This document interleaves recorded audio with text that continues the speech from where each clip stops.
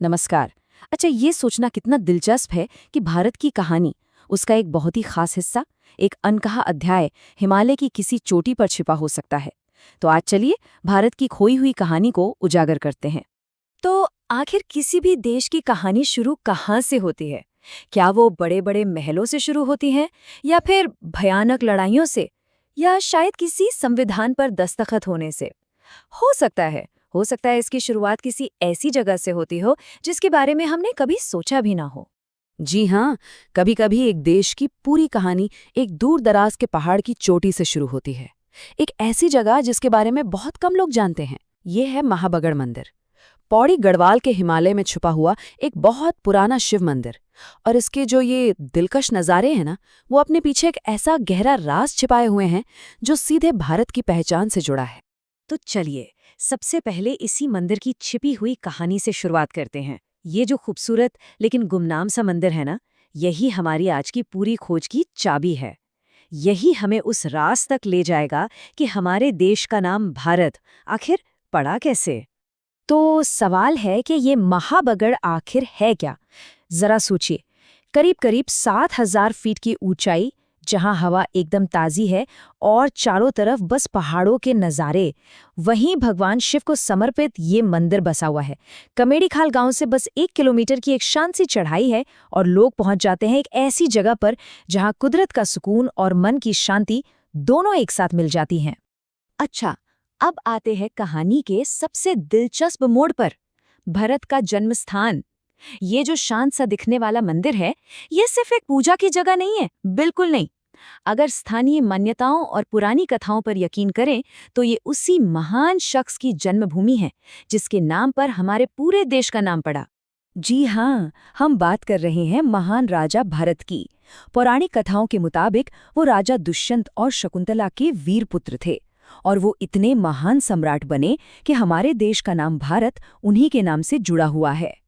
तो ये पूरी कहानी इस जगह से जुड़ती कैसे है? जरा उस दौर में चलते हैं। हस्तिनापुर के राजा दुष्यंत शिकार करते करते मालिनी नदी के खूबसूरत किनारे पर पहुंचते हैं, और वहीं उनकी मुलाकात होती है शकुंतला से। उन्हीं के बेटे भरत का जन्म यहीं पास में कण्व ऋषि के आश्रम में होता है, और वो यहीं पले बढ़े। और सोचिए, यही वो बच्चा था जो आगे चलकर चक्रवर्ती सम्राट बना, जिसके वंश को कुरुवंश कहा गया, और जो महाभारत की पूरी कहानी का सेंटर पॉइंट बना। और मजे की बात यह है कि ये सिर्फ किताबों की कहानी नहीं है। मंदिर के जो पुजारी हैं, श्री राधेलाल कुकरेती, वो खुद बताते हैं कि ये मान्यता पीढ़ियों से चली आ रही है। मतलब उनके पुरखों ने उन्हें बताया, उन्होंने अपने बच्चों को। ये कहानी यहाँ की हवा में है, लोगों की जुबान पर आज भी जिंदा है। अच्छा, अब कहानी के तीसरे हिस्से पर आते हैं, 52 गढ़ों का किला। देखिए, महाबल की अहमियत सिर्फ इन पुरानी कहानियों तक ही नहीं थी। इसका एक बहुत मजबूत, एक स्ट्रेटेजिक इतिहास भी रहा है। तो चलिए, अब मिथकों से निकलकर जरा पक्के सबूतों और इतिहास की बात करते हैं। कभी सोचा है कि इस पूरे इलाके को गढ़वाल क्यों कहते हैं? क्योंकि ये गढ़ों वाली जगह थी, यानी किलों की जमीन। एक बहुत ही ताकतवर राजा हुए, राजा अजयपाल। उन्होंने 52 छोटे छोटे किलों को, जिन्हें गढ़ कहते थे, एक साथ मिलाकर एक बड़ा साम्राज्य बनाया। और महाभागगढ़ इन्हीं 52 किलों में से एक बहुत ही अहम फौजी ठिकाना हुआ करता था। ये जो जगह आज इतनी शांत दिखती है ना, इसने इतिहास के बहुत बड़े बड़े तूफान देखे हैं। सोचिए, 1640 में रानी कर्णावती, जिन्हें नाक काटी रानी भी कहते थे, उन्होंने यहीं से मुगलों को भगाया था। फिर 1804 में खुड़बुड़ा की लड़ाई हुई और ये इलाका गोरखाओं के कब्जे में आ गया। वो एक बहुत मुश्किल दौर था। और फिर 1814 में हुई नाला पानी की मशहूर लड़ाई अंग्रेजों और गोरखाओं के बीच। इसके बाद सगोली की संधि हुई और ये पूरा इलाका ब्रिटिश राज के कंट्रोल में चला गया। मतलब हर जमाने ने इस जमीन पर अपनी कहानी लिखी है। अब आते हैं चौथे पड़ाव पर, साम्राज्यों की गूंज। महाबड़गढ़ की कहानी कोई अकेली अलग थलग कहानी नहीं है। ये तो एक बहुत बड़ी हिस्टोरिकल टेपेस्ट्री का एक धागा है जो हजारों सालों में फैला हुआ है, और इसमें हमें भारत के सबसे बड़े बड़े साम्राज्यों की आवाजें सुनाई देती हैं। इस इलाके का कनेक्शन तो सीधा महाभारत से जुड़ता है। पास में ही लाखामंडल गुफाएं हैं, और माना जाता है कि यही वो लाक्षागृह था। जी हाँ, वही जगह जहां पांडवों को जिंदा जलाने की कोशिश की गई थी और वो बचकर निकले थे। अब टाइम में थोड़ा और आगे चलते हैं, मौर्य साम्राज्य के दौर में। यहाँ तक कि महान मौर्य एम्पायर ने भी अपनी एक गहरी छाप यहाँ छोड़ी है। 1860 में पास के कालसी में सम्राट अशोक का पत्थर पर लिखा हुआ एक फरमान मिला।